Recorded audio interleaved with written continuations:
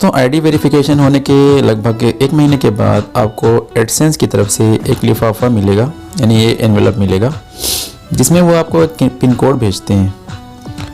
Pin code आपको ये local branch से ही भेजे जाते हैं, इनका अगर एड्रेस आप देखें तो।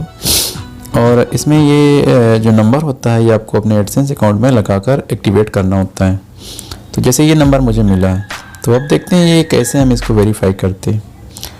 एडसेंस अकाउंट ओपन करने के बाद जब आप ओपन करेंगे तो यहाँ पर नीचे आपको एक ऑप्शन दिखाई देगा, verify your billing address.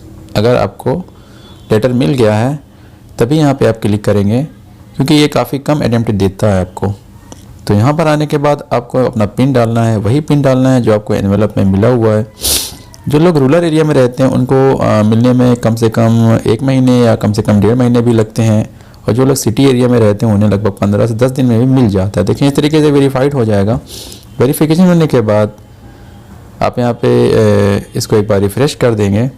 Refresh होने के बाद तो इस तरीके से आपका अकाउंट वेरिफिकेशन हो जाता है और आपने जो पिन यूज़ किया वो इसमें सक्सेसफुली अप्लाई हो चुका है। अब अगला काम आपको ये करना होता है कि इसमें आपको अपना पेमेंट मेथड ऐड करना होता है। पेमेंट मेथड यानी जो बैंक अकाउंट आप ऐड करेंगे उसी में आपको पेमेंट आएगी। तो इसको कैसे भरा जाता है आप इसको देख सकते हैं। यहाँ पे आपको बेनिफिशियरी आईडी भरनी होती है अपनी, ये ऑप्शनल होता है। यहाँ पे अपना नाम डाल सकते हैं, कोई से भी नाम डाल सकते हैं आप। अपना ही नाम डालें तो बेहतर होता है, जैसे मैं अपना नाम यहाँ पे अप्लाई कर देता हूँ।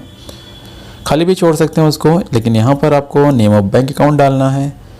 तो यहाँ पर आपको अपना वही नाम डालना है जो आपके बैंक अकाउंट में आप यूज़ कर रहे हैं, और बैंक का नेम आपको यहाँ पे लिखना है जिस बैंक में आपका अकाउंट है और जिस बैंक में आप पेमेंट को रिसीव करना चाहते हैं। पहले यूट्यूब जो है चेक ट्रांसफ़र करता था, अब वायर ट्रांसफ़र करता है। तो आपको यहाँ पे ऑनलाइन के लिए यहाँ पे IFSC कोड भी देना पड़ेगा, और साथ साथ यहाँ पे आपको एक स्विफ्ट BC कोड भी देना पड़ेगा। स्विफ्ट BC कोड क्या होता है मैं ये आपको बताता हूँ, ये कहाँ से प्राप्त करेंगे, कहाँ से मिलेगा, ये भी मैं आपको बताता हूँ। तो चलिए हम देखते हैं कि स्विफ्ट BC कोड कहाँ से मिलेगा। दोस्तों स्विफ्ट BC कोड 12 नंबर का एक इंटरनेशनल कोड होता है, जो कि वायर ट्रांसफ़र करने के लिए सभी बैंकों को यूज़ करना होता है। अगर आप किसी रूरल एरिया में रहते हैं, छोटे एरिया में रहते हैं, तो हो सकता है कि आपके बैंक का स्विफ्ट BC कोड ना हो। तो ऐसी कंडीशन में आपको अपने एरिया के सिटी के मेन ब्रांच का स्विफ्ट BC कोड लगाना होगा। जैसे मैं फूलपुर में रहता हूँ तो मेरा स्विफ्ट BC कोड इलाहाबाद से लगेगा, तो मैं वहाँ का लगाऊँगा। तो अब देखें इसको कैसे हम लगाते हैं।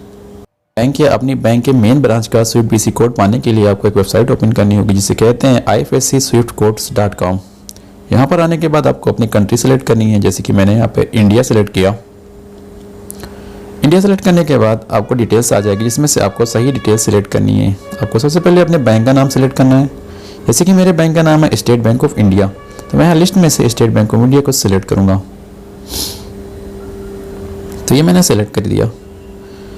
इसके बाद आपको स्टेट का नाम बताना होगा जिस स्टेट में आप रहते हैं। मैं उत्तर प्रदेश में यहाँ पे लगा दिया। उसके बाद आपको अपनी सिटी का नाम बताना होगा। आपके सिटी के जिस ब्रांच का स्विफ्ट कोड अवेलेबल होगा उसकी लिस्ट यहाँ पे आपको नीचे मिल जाएगी। तो मैं देखना चाहता हूँ कि इलाहाबाद की ब्रांच में कहाँ पर मिलेगा। तो आप यहाँ पे देख सकते हैं इलाहाबाद ब्रांच का जो स्विफ्ट BC कोड है यहाँ पे SBI NIN BB 344 है। तो यही मुझे गूगल के अपने पेमेंट अकाउंट में लगाना होगा। आप इसे कॉपी भी कर सकते हैं। कॉपी करने पर कभी कभी ठीक से कॉपी नहीं होता, तो आप इसे टाइप करना बेहतर होगा। तो जैसे यहाँ पे कॉपी पेस्ट मैं कर देता हूँ, तो देखेंगे यहाँ पे पूरा 12 अंक नहीं आया, तो मैं इसे दोबारा बाद में भरूँगा। इसके बाद आपको अपने बैंक के अकाउंट का नंबर भर लेना है। जो भी आपके बैंक अकाउंट का नंबर हो उसे आप कन्फर्म भी कर देंगे। यहाँ पे आपको अपने बैंक के अकाउंट का नंबर 2 बार टाइप करना है ताकि वो कन्फर्म हो जाए। इसके बाद कुछ और डिटेल आपसे पूछी जाएगी जो कि बहुत ज़रूरी नहीं है। इंटरमीडियरी बैंक के बारे में पूछा जाएगा, वो आप खाली छोड़ सकते हैं। अगर कोई नहीं है तो आपको मेन बैंक का ही अकाउंट नंबर डालना चाहिए, वो आपके लिए ज़्यादा बेस्ट होगा। तो ऐसे ही आपसे यहाँ पे कुछ और भी पूछा जा सकता है। यहाँ पे साफ साफ लिखा है इंटरमीडियरी बैंक डिटेल जो है ऑप्शनल है, आप इसे देना चाहें तो दे सकते हैं अगर आपका कोई भी बैंक डिटेल इंटरमीडियरी हो, वरना आप इसे खाली छोड़ सकते हैं। और यहाँ पे FFC या FCO ये भी सब आपको कुछ नहीं डालना है यहाँ पे भी, और आपको सेव कर लेना है। सेव करने के बाद आपका पेमेंट डिटेल तैयार हो जाता है। अब आप रेडी हैं अपने बैंक में ट्रांसफ़र करने के लिए। Thank you for watching.